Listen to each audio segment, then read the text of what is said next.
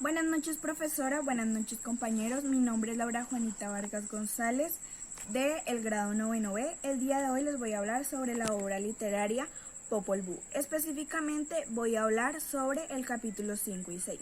Pero antes de comenzar me gustaría hablar un poco sobre este libro. Este libro fue escrito en códices, pero fue traducido al latín en 1542 por Fray Alfonso de Parillo.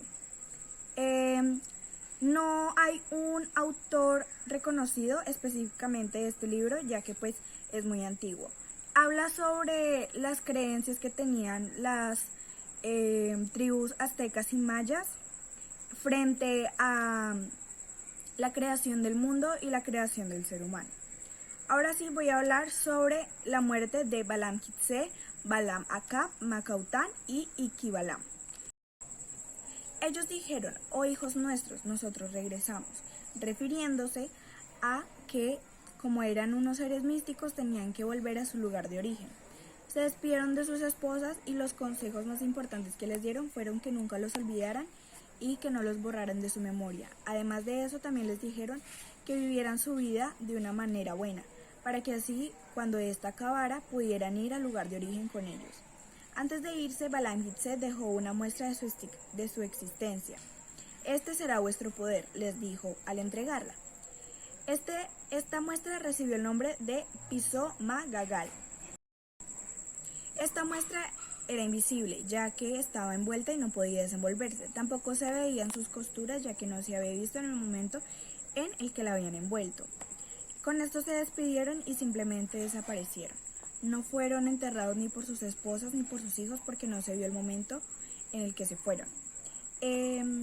Cuando ellos se fueron, lo que hicieron sus hijos inmediatamente fue quemar el copal ante esta muestra de su existencia, ya que les recordaba a sus padres.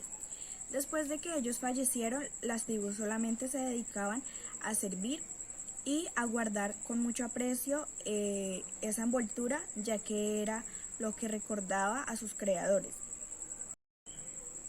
Y así fue la desaparición de los primeros varones que llegaron al otro lado del mar, en donde el sol se une con el mar, siendo llamados jefes y sacrificadores.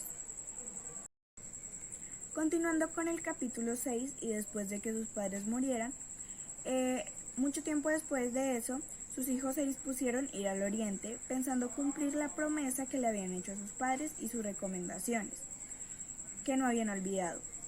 Las tribus les dieron a sus mujeres para que 3 de ellos escogieran a una.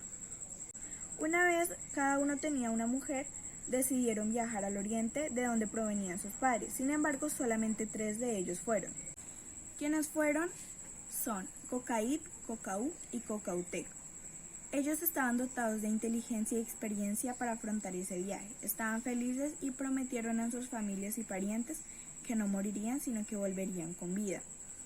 Cuando llegaron más allá del mar al oriente, lo recibió el rey llamado Juez Naxti, quien les dio unas insignias de grandeza y sabiduría, que entre esas está el doncel del tronco, las flautas del hueso y muchas otras.